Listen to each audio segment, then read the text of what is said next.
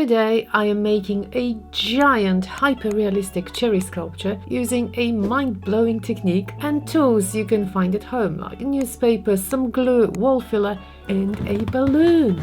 You won't believe how it turned out, so stick around to see the end result. Last week I made half an apple on a painting and it was fun sculpture with aluminium foil, kitchen paper towel. So I thought the level of the challenge is getting a bit higher because I want to make of the whole fruit. And why am I doing fruit? I'll tell you what the inspiration was. So with my classes at school, we've been discussing sculptures by Claes Oldenburg, and they were really fascinated by this one. It's called the Spoon Bridge and the Cherry. I think it's around 15 meters long.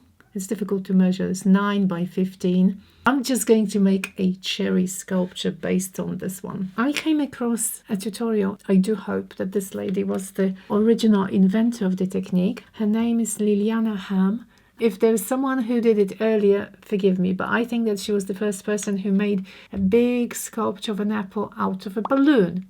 And I thought, I tried apples different ways, but I've never tried the balloon technique, so I'm really tempted to try it out. I'll link her channel under the video's description. I do believe in crediting the original authors. So I found an old balloon. You can see it's old, but why am I using an old balloon? Because it's a big one, big and soft. So forgive me, I'm not going to destroy it in the process. Let's catch it from this side. Oh no, I made a hole. I made a hole. I did it, but I made a hole in my balloon, so I need another one. Okay. Oh, you can see the hole. We've got this. Pushing it through.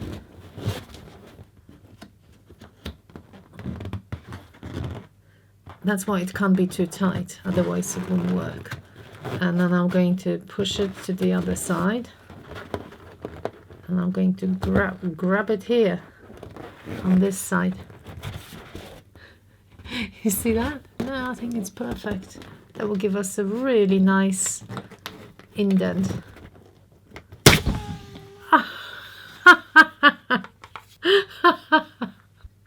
Okay. I didn't blow this one so much. It's quite soft. All right. Yeah.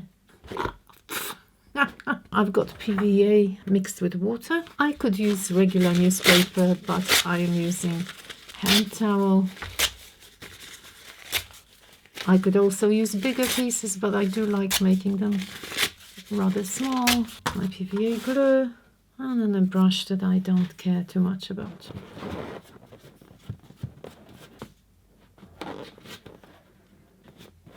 Of course, we'll be adding quite a few layers, and maybe one of them, just to make it a bit more solid, I might use newspaper on one of them. Oh, a nice donut. We've got the first layer. I've decided now to put bits of newspaper on, and again the same process.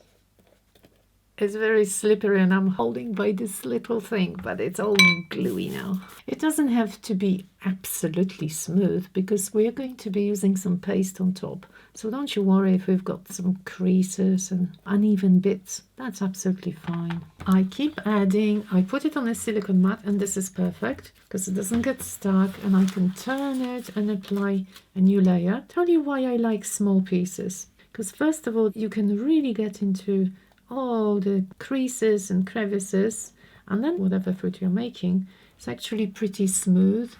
I do like the shape. Look at that from this B camera. It's like a real maybe cooking apple. I kind of wonder whether I should keep going or should I leave it to dry. If you wonder why there's a peg here, because I was hanging it above so it doesn't touch the bottom, because I did want every part to dry. It's so dry. It can't be any drier. So now is the time to actually cover it with wall putty. By the way, the balloon is still inside. I thought there's no point popping it till it's solid. So I'm going to cover it with putty with the balloon inside, and then we'll have to think of a good stem. Can't believe how solid it is. Here comes the wall putty. I find this super handy because it's so small. It came from my new UV resin kit. Somehow it's very good for little objects because I can turn it. I had some leftover putty with a bit of PVA added, but not much, a very small amount of PVA. So it's not really in liquid form. So this is going to be my first layer. Very tempted to put my maybe gloves on and spread it with my fingers as usual. I love using my fingers on everything. If you are hesitant to make a sculpture, I really recommend that you try, because for some of you it might be a bit intimidating perhaps. When you see me doing it step by step, it's not that difficult, but I think the results can be pretty spectacular, and it's definitely worth trying. It is fun. It's not a chore. It's fun. Time to make the stem. This is solid. It's not sanded yet, so it's quite rough. Very well positioned, doesn't move. I was thinking how to make a stem, and I concluded that probably wire would be the best idea first, and then I'm going to wrap it up and make it look like a real stem. What do you think? That's probably the right size. Is it too long like this? What do you think? I'll use this first.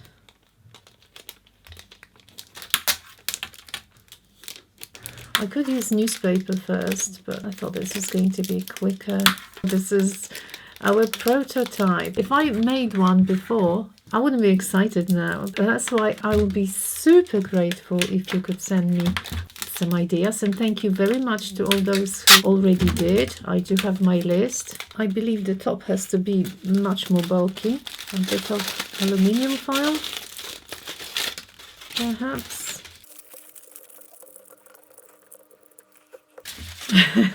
Looking at the real thing, it's always thicker towards the end, towards actually both ends. So be thicker here than thinner, and thicker again. That's what it looks like. But I'll still apply a couple of layers. This is way too thin, especially when I squash it. Now I'm going to wrap it up with the masking tape very tightly all along. I don't think it's going to be easy applying all-purpose filler without mixing it with something softer, because I'll be sort of smearing it all along. I am adding super heavy gesso, so mixing it. Who has tried the apple so far? I'm so curious. If you send me a picture, I'm going to show it to everyone, if you don't mind, of course, but I won't mention your name. Just, I would love to see some pictures. It will make sense to have some water. So first, I'm going to apply the paste here. First layer is going to be rough. I was worried, but sometimes I worry for absolutely no reason. I shouldn't. Trust your guts. If you're making an experiment you've never seen anybody doing before, or you haven't tried, just enjoy it. Trust your guts. And yes, of course, you can use a real stick. Look, guys. Touch of water, and now let me show you a close-up.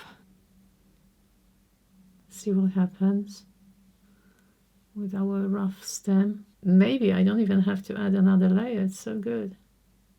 We've got this, and I'm leaving it to dry somewhere so it doesn't collapse.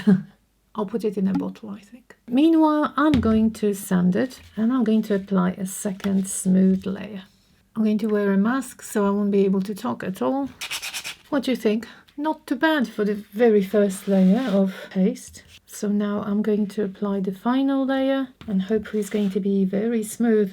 And I'm going to spread some water over, to smooth it out. That's what I did with the apple. You see the difference here on top? Time for another round of sanding, and that's it. And then I'll finally poke the balloon. I believe this is dust free.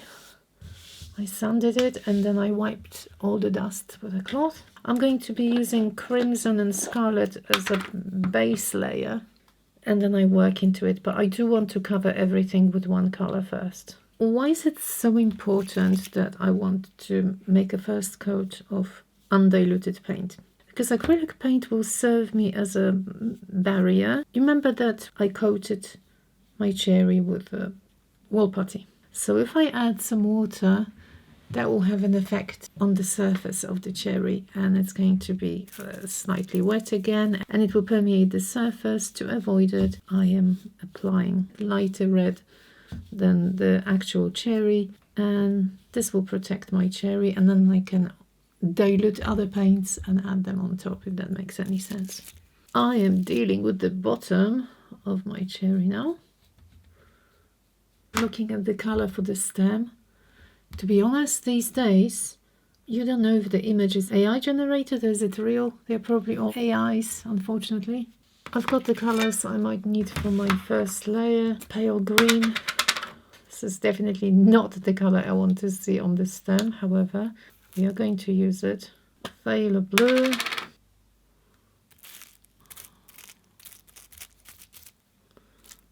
Some white. Let's see. It's fine for the base. So altogether this is roughly the color I want to see, but I'll be adding, of course, highlights and shadows. And I do want to see some brown as well here, so I've got burnt umber. At the moment our fruit doesn't look very realistic, but that's okay. So far we've got this. I'm using now raw sienna, covering this area, and then I want to add some brown. That, you see, I left it so rough on purpose, because hopefully this is going to resemble this section nicely. I still have some red, so let's make a good use. You know, you can't go wrong if you add the same colors that you've already used here and there. Touch of brown probably look good here as well. And the very top, some burnt umber. Well, are you ready? It looks crazy red. Now I am going to pop it. Oh. I can't even take it out. Let me try and fish it out. Okay. Okay, it's all popped. I'll cut it off. And I'm going to enlarge the entrance here, because I want this to go in somehow. Very gently, I'm going to use my Dremel tool and make an opening. Can you hear it? Like a cave. Mask back, and I put the little sanding attachment, and I'm going to sand it all around nicely and carefully. I don't want to break anything, but I'm going to do it over the bin. Look how nicely and evenly it sanded it. Now I'm going to put the twisted end like that and check if it fits. Almost. Oh my goodness, it's just perfect size. Wow. I am leaving the rest of the balloon there. Gives me some nice cushion for this. I got rid of the dust, hopefully most of it. I've got alizarin crimson. Why am I going to use this? Because it's a transparent paint. And if I apply a thin layer, we are still going to see this crazy red underneath in places, which is nice. I am aiming at one part a bit darker than the other, and this time I can water it down. Oh, beautiful cherry color. Look at this. This really is a transparent color. Cadmium red deep. This is semi-opaque. Applying a thin layer like this. The places that I want really dark, I am going to add some phthalo blue to my crimson, and that's the color I'm going to apply here. This section, so pleasant applying on a 3D object. I can't overemphasize it. Painting on a canvas, it's fun, it's creative, it's great, but making a 3D item is another story. And if you haven't tried it, I can't recommend it enough. Before I attach my stem, I'm going to put some fluff inside. If you wonder why, I want this to be more stable. There's still plenty of space, so I am going to do this. I'm going to push it this way. I didn't plan it. I just thought, okay, how can I make it a little bit more sturdy there? Okay, that's perfection in my opinion. Look at this. I found something interesting. No more nails. Let's try this.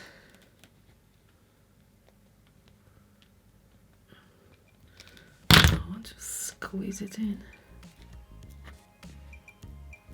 Trying to put it inside. Don't know why I thought about this one instead of other glues. Okay, I have to put something here like that. Okay, I'm leaving it for I don't know how long. You will be probably wondering which varnish I'm going to use. I'm going to use Minwax Polyacrylic. I like this one. First layer. You're going to see the colors popping beautifully.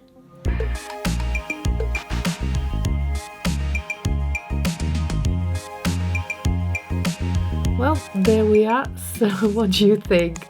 I just had so much fun this last week. Please let me know what you think in the comments. If you watched till the end, could you post a cherry emoji? And don't forget to check out my Patreon for extended versions of my tutorials. Also, if you would like to own any of my original art, head over to my website abcreativeofficial.com. Thank you so much for watching. Bye bye!